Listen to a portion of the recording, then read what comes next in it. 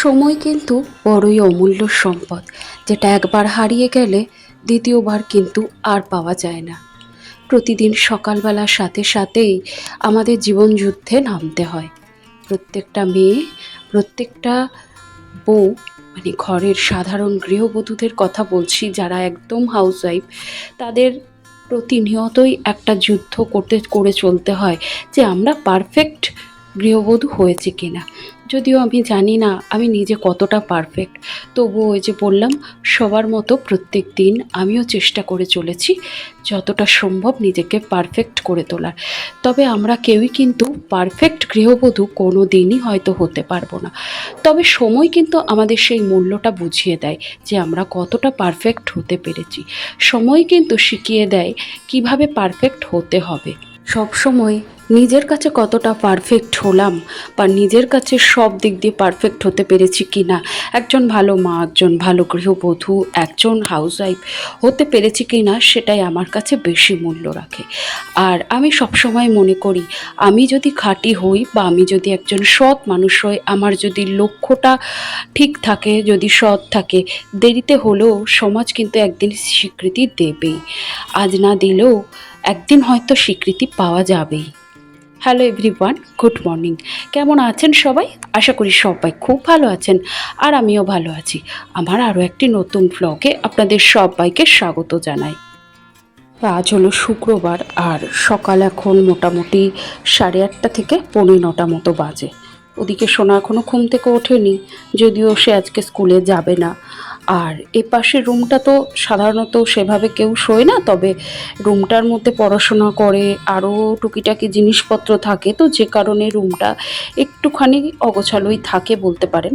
তো সব সময় সম্ভব হয় না যে এই রুমটাকে গুছিয়ে রাখার, তো যে কারণে দিনের একটা সময় চেষ্টা করি এই রুমটাকে একটু সুন্দর করে গুছিয়ে রাখার। বেশিরভাগ সময়টা আমি সকালের দিকেই চেষ্টা করি এই রুমটাকে গুছিয়ে রাখার, যেহেতু একটা সময়ে আমি সব দিকটা একসাথে সামলাতে পারবো না। আর সেই কারণেই সকালবেলাটা বেছে নেওয়া। সকালবেলায় এই বিছানাটাকে সুন্দর করে গুছিয়ে টান টান করে রেখে দিলাম। দেখবেন ঘরের বিছানার চাদরটা যদি টান টান থাকে, যদি একটা কাঁচা পরিষ্কার চাদর থাকে, তাহলে দেখবেন ঘরটা এমনিতে অনেকটা গোছানো মনে হয়। আর এই যে চেয়ারের উপরে বেশ কিছু জামা কাপড় রয়েছে, গতকালকে রাত্রিবেলায় আর গোছানো হয়নি, তো সেই যে অলসতার কারণে গোছাইনি। তবে এই যে সকালবেলায় এখন আমার কাছে অনেকটা কাজ জমে গেছে, তো সেটা এখনই করব, কারণ সারাদিনে আরও অনেক জামা কাপড় পরবে। এর উপরে যদি জামা কাপড়গুলো জড়ো করতে থাকি, এক সময় দেখা যাবে অনেক জামা কাপড় হয়ে যাবে, আর তখন সে কাজটা করতে আরও বেশি অলসতা মনে হবে যেন আমি একসাথে অনেকটা কাজ করে ফেলেছি। আর এই কারণেই কিন্তু আমাদের এনার্জি অনেকটা কমে যায়। তো আমি সবসময় চেষ্টা করি অল্প পরিশ্রমে কিভাবে হার্ডওয়ার্ক না করে স্মার্ট ওয়ার্ক করে সংসারটাকে গুছিয়ে রাখা যায়। এদিকে জামা কাপড়গুলো সুন্দর করে গুছিয়ে নিয়েছি, আর চেষ্টা করি সকালবেলায় উঠে সমস্ত জামা কাপড়গুলোকে গুছিয়ে পরিপাটি করে তাদের জায়গা মতো রেখে দেওয়া। দেখবেন একটা ঘরে অগোছালো লাগে, বেশ কিছু জিনিস রয়েছে যেগুলির কারণে কিন্তু আমাদের ঘর বাড়ি সবসময় অগোছালো মনে হয়। তার মধ্যে সাধারণ একটা কারণ হচ্ছে, আমরা দেখবেন যখন যে কাজটা করি তখন সেই সময় যদি সেই কাজটা তখনই শেষ করে ফেলি, তাহলে দেখবেন সে কাজটাও হয়ে যায় আর জিনিসগুলোও পরিপাটি থাকে। তবে আমরা তো সেটা করি না। আমরা হয়তো চা খেলাম, কাপটা কিন্তু সেখানেই রেখে গেলাম, একেবারে ধুয়ে যে জায়গায় রেখে দেবো সেটা কিন্তু খুব কম সংখ্যক মানুষই আমরা করে থাকি। তারপরে এই যে জামা কাপড় যখন যেখানে কাচা হয় বা এদিক ওদিক সেদিক ঝুলতেই থাকে, আমরা যদি সব জামা কাপড়গুলিকে এক জায়গায় রেখে জায়গা মতো গুছিয়ে পরিপাটি করে রেখে দিই, তাহলে দেখবেন ঘরটা অনেকটা পরিষ্কার লাগে। তবে ঘরে কিন্তু জামা কাপড় এদিক ওদিক ছিটিয়ে রাখলে তবে কিন্তু ঘরটা বেশি মেসি মনে হয়। তাই আমি চেষ্টা করি সব সময় জামা কাপড়গুলিকে এক জায়গায় জড়ো করে রাখা। হ্যাঁ, সব সময় সম্ভব হয় না যে জামা কাপড়গুলি সঙ্গে সঙ্গে কেচে ধুয়ে শুকিয়ে ভাঁজ করে জায়গা মতো রাখবো। তবে হয়তো সকালবেলায় কাচা ধোয়া করে শুকিয়ে নিলাম, তবে ভাঁজ করতে করতে হয়তো রাত হয়ে গেল। সেক্ষেত্রে আমি কি করি, এই চেয়ারটার উপরেই রেখে দিই, পরে একত্রে করে সুন্দর করে গুছিয়ে জায়গা মতো রাখি। যাই হোক, সকালবেলায় এই তো গেল আমার ঘর গোছানোর গল্প। এরপরে রয়েছে সারাদিনের ব্যস্ততার গল্প। আমার মতো সাধারণ গৃহবধূরা তারা সকাল থেকে উঠে সংসারের সকলের খেয়াল রাখা, সময় মতো খাবার দেওয়া, সমস্ত কিছু ক্লিনিংয়ের কাজ, বাজার করা, একা হাতে বাইরের কাজ, এই সমস্ত নিয়েই কিন্তু আমাদের সকালবেলার কাজগুলি বা দিনটি শুরু হয়। তো যাই হোক, আমারও এইরকমভাবেই শুরু হয়। আর এই সাথে সাথেই আমার অনেকটা কাজও হয়ে গেছে। চলুন এইবার যাব একটু বাজারে, বাজার থেকে এসে ফ্রেশ হয়ে বসিয়ে দিয়েছি রান্না। এত গরম পড়েছে, আমার অবস্থা দেখে তো আপনারা বুঝতেই পারছেন, পুরো ঘেমে নিয়ে একসা হয়ে যাচ্ছি। তো কি আর করা যাবে, শীতকে যেমন আমরা মানিয়ে নিই, গরমকেও মানিয়ে নিতে হবে। তবে সব দিক দিয়ে বলতে পারেন আমার কিন্তু শীতকালটা বেশি পছন্দের মাস। যদিও এই সময়টা খুব সংক্ষিপ্ত, তবে আমার তো ভীষণ ভালো লাগে। আমি জানি না কার কার ভালো লাগে, তবে আমার ভীষণ প্রিয়। আজকে বাজার থেকে গাঁটি কচু এনেছিলাম, তাই একেবারে ধুয়ে পরিষ্কার করে এখানে রেখে দিলাম। এটাকে আজকে সেদ্ধ করতে বসাবো। আমার শাশুড়িমার কাছ থেকে শিখেছিলাম গাঁটি কচু খুব অল্প সময়ে কিভাবে রান্না করা যায়। যদিও আপনাদের আগে একবার শেয়ার করেছি, তবুও আরও একবার বলি। এগুলিকে প্রেশার কুকারে একটা হুইসেল দিয়ে নরম হয়ে গেলেই তারপরে কিন্তু কিছুক্ষণ পর ঠান্ডা জলে দিয়ে খোসাগুলোকে আলতো হাতে ছাড়িয়ে নিলেই কিন্তু কচু সমস্তটাই কিন্তু ছাড়ানো হয়ে যায়। আর তাতে করে রান্নাটাও খেতে ভালো হয়।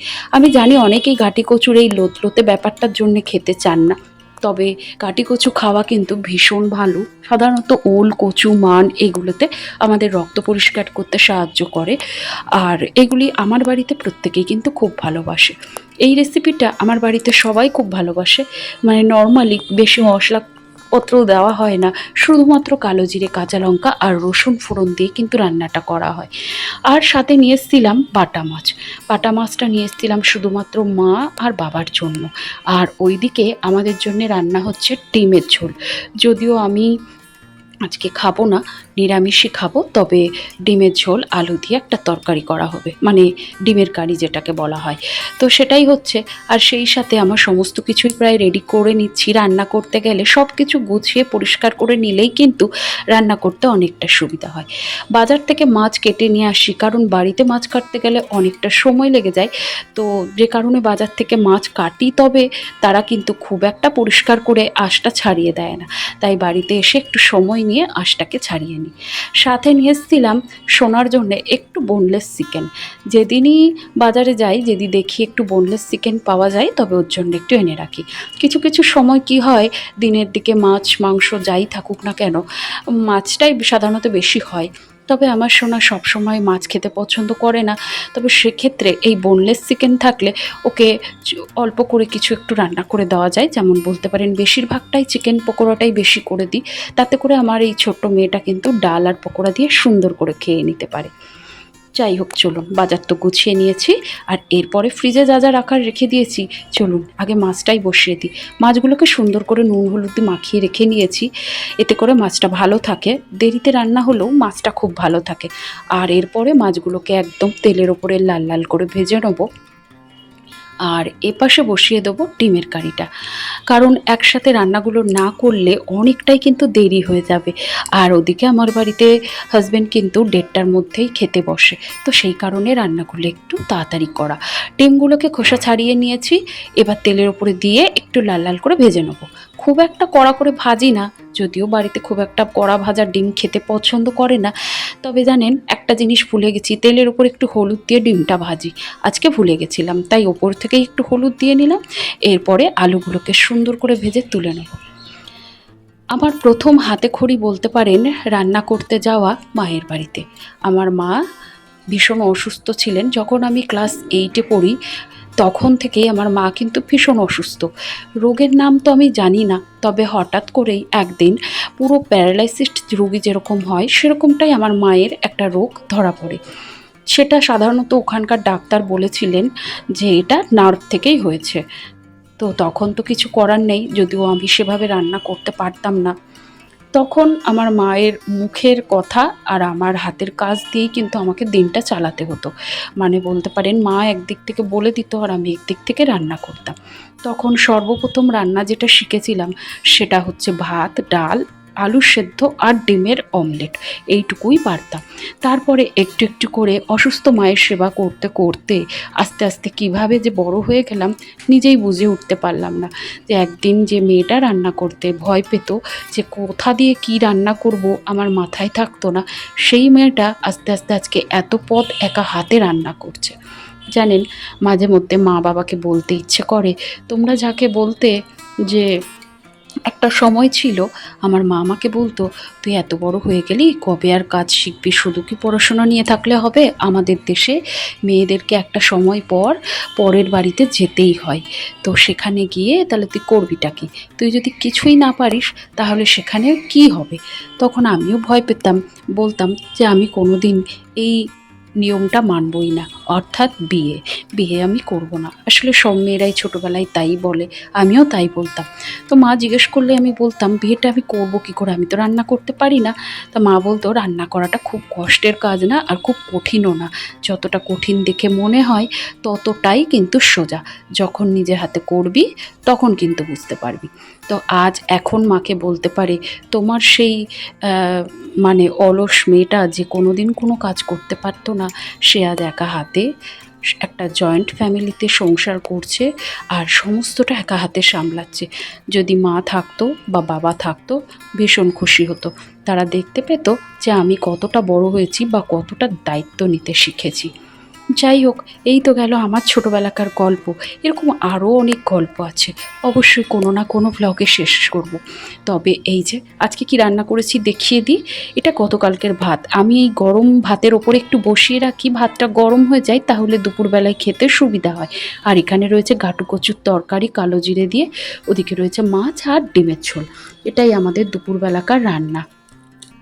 সবাইকে খেতে দেওয়ার পরে আমি যাব স্নানে। আজকে অনেকটাই দেরি হয়ে গেছে। ভেবেছিলাম একটু হট অয়েল ম্যাসেজ করব, তবে সেটা আর হলো না।